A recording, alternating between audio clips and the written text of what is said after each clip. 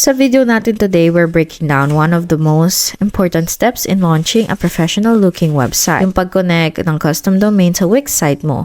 Hey guys, ako si Ashley at kung nagbibuild ka ng site mo sa Wix at ready ka na i-level up yung site mo beyond yourname.wixsite.com, ito yung video na kailangan mo. Pag-usapan natin kung ano ba talaga yung Wix, why using your own domain makes such a big difference for branding and credibility. Tapos ipapakita rin natin step by step kung paano i-connect ang domain na pagmamay-ari mo na. Pag-usapan natin yung mga bagay na kadalasan na nakaligtaan ng mga first-time site owners like what happens during DNS propagation, ano dapat asahan kung nasa ibang host yung domain mo, and how to avoid accidentally disconnecting emails or external services tied to your domain. Pagkatapos ng video na to, mas magiging confident ka na sa pag-navigate ng Wix dashboard mo at domain register mo at malalaman mo na eksakto kung paano ihanda ang site mo to publish under your own branded URL. Let's get into it. Una sa lahat, ano nga ba ang Wix? Wix is a cloud-based website builder that allows you to create and customize a website without needing to code or install software. Everything happens inside a visual drag-and-drop editor, so you can design layouts, update colors and fonts, move elements around, and add sections from a library of templates and more.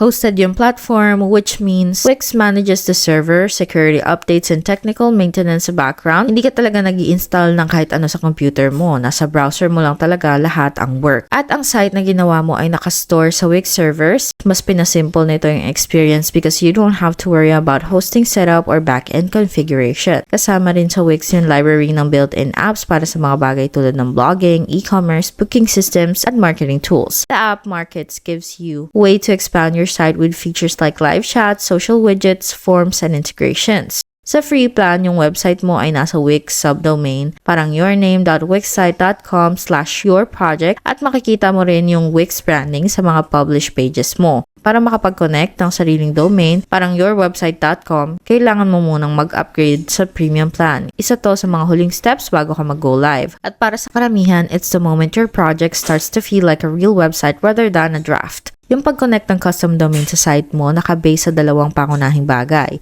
Yung pag-add or pag-assign ng domain sa loob ng Wix dashboard mo. Tapos kailangan mo rin i-update yung DNS or name server settings sa platform kung saan naka-register yung domain mo. These two pieces work together. Wix needs to know which domain belongs to which site at kailangan ding malaman ng domain host mo na Wix na yung service na magkocontrol sa domain mo mula ngayon. Sa loob ng Wix, napaka-simple i-navigate yung domain management area. Pwede mong i-add yung domain na pagmamay-ari mo na, or pwede ka rin bumili ng bagong diretso sa Wix. Kung gusto mo na lahat ay nasa isang account lang kapag kinonect mo yung external domain, Wix will walk you through the required steps, kasama na dito yung pag-verify ng ownership at pagpili kung saang Wix site dapat i-assign yung domain. Mula doon, ibibigay sa'yo ng Wix yung name server addresses na kailangan mong i-enter sa domain register mo. Kadalasan, dalawa lang tong DNS records na nagra-route ng traffic mo papunta sa Wix. Kapag na-update mo na yung name servers, parang sinasabi mo sa internet na Wix na ngayon ang responsible sa pag-control ng routing settings and DNS ng domain mo kapag maayos na na-connect. Wix can manage your DNS records for you. Ibig sabihin, kung kailangan mo mag-add ng subdomain, mag-connect ng email, or configure other records, you can do it from your Wix dashboard rather than using a separate DNS panel. Wix also provides options for users who want more control, kaya kung ayaw mong gamitin yung Wix name servers, pwede mong i-connect yung domain mo gamit yung pointing records, but that method requires a bit more manual configuration. Okay, so ngayon, ito na ang eksakto kung paano i-connect yung custom domain mo step by step. Kung wala ka pang Wix site, pwede ka rin gumawa na free gamit yung link namin sa baba ulit. I will say you do need to be an upgraded plan to get access to connect to your custom domain, okay? Kapag kinlik mo yung link, hihingin sa'yo yung email address and password mo, and then once you are in, this is what the dashboard looks like. Sabihin natin na gusto nating i-edit yung site mo. Syempre, pwede ka rin gumawa ng bagong site kung gusto mo, at tulad ng makikita mo, pagpunta natin sa page na to, makikita mo na agad yung option na connect a custom domain. Kaya kung gusto mo mag-search ng random na domain tulad nito, pwede mo lang i-search para makita kung available, parang holistichealthwithash.com. Tignan natin kung okay yung domain na yon. At syempre, kung bibili ka ng bago, you can go ahead and buy the domain to get the domain for free with a premium plan. Or what we can do is you can already have one. Pwede mong i-type yung custom domain mo. At tulad na makikita mo, this is already taken because it's already mine that I own. Kung pagkatapos, i-click mo yung yes, this is my own domain. Ulitin ko lang, kailangan mo mag-upgrade sa premium plan para ma-attach yung domain. Kapag na-upgrade mo na yung plan mo, magpa-pop out yung Wix ng ilang name servers. Ang kailangan mo lang gawin next ay pumunta ka kung saan naka-host yung domain mo, pwede sa godaddy.com. Doon ko originally binili yung domain ko, but I actually transferred mine over to Hostinger. So I'm gonna go ahead, sign into Hostinger. Okay, so as you can see, I've got domains right here. Kaya i-click ko lang yung manage, tapos punta ako sa DNS/name servers. All I need to do is go ahead and enter in the new name server. So if it's type A at type TXT, there's gonna be multiple. Tapos ibibigay sa'yo yung name points to at iba pa. Tapos i-click mo lang yung add record, okay? At yun lang ang kailangan mong gawin. And then it'll automatically connect onto Wix. So again, so your domain now knows what you're gonna point over to Wix rather than whatever it's on right now, okay? Kailangan mo rin i-delete yung original name servers mo. Kaya siguraduhin mong ma-delete mo rin yung mga yon. Pagkatapos, babalik ka sa Wix tab at i-click yung I updated my name servers at saka magsisimula na yung domain connection. This can take anywhere from a few minutes to a few hours, kaya maging patient ka. Pero pag tapos na at na-connect na, your Wix website will now be under your personal domain.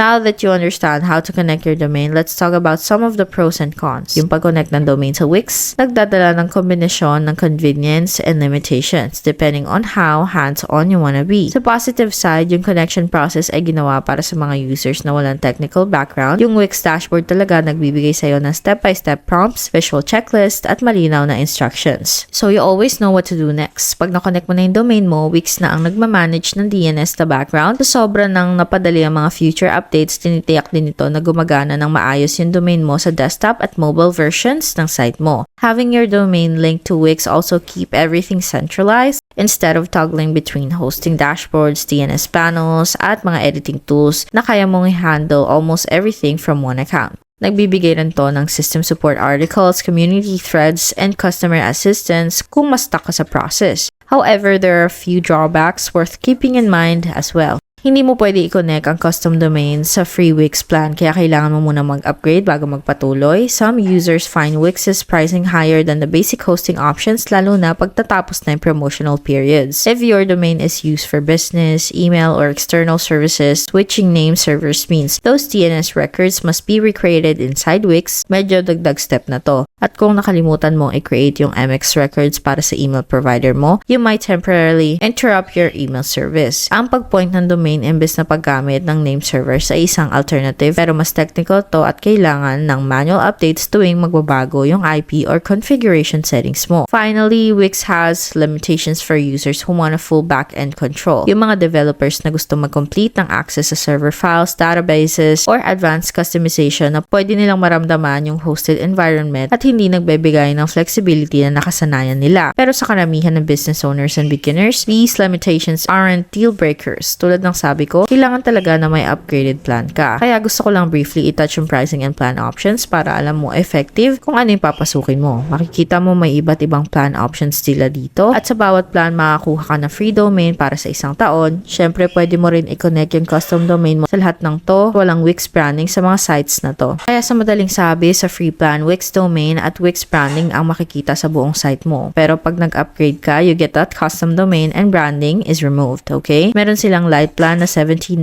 kada buwan at sa plan na to makukuha mo yung 6, 2 collaborators, 2 gigabytes ng storage at yung light marketing suite. Tapos mula sa core plan hanggang business elite plan, all of these are actually 50% off for now. Kaya kung gusto mo talaga mag-upgrade, perfect na timing na to. Sa core plan, it's $14.50 with 50% off. Sa plan na to, makakakuha ka ng mas maraming collaborators, mas malaking storage, upgraded marketing suite, at pwede kang tumanggap ng payments. Tapos makukuha mo rin yung basic commerce features. Tapos meron tayong business plan na $19.50 per month with 50% off. Sa plan na to, makukuha mo lahat ng nasa core plan pero may upgraded features para sa marketing at e-commerce. Tapos meron tayong business elite plan na $79 kada buwan with 50% off. So sa plan na to, makakakuha ka ng 100 collaborators, unlimited storage, at yung pinaka-advanced na marketing suite, e-commerce, and developer platform. Ang cool sa Wix, pwede talaga itong lumago kasama mo. If you don't need e-commerce, you can start with light plan. Once you start adding on e-commerce, you can upgrade from there. Maybe you run out of storage, you can upgrade from there. So it really does work with you and your site and your business and can grow with you, which is really cool. May sense na i-connect yung custom domain sa website kung gusto mo streamlined at beginner-friendly na process. And if you prefer keeping the design, tools, hosting, and domain management sa isang lugar lang. Para sa freelancers, small businesses, or anyone building their first website, yung simplicity lang nito ang nakakapag-save ng sobrang daming oras. Yung guided instructions nakakatulong para maiwasan ang common mistakes at pag nag-connect na lahat, your site will feel and look super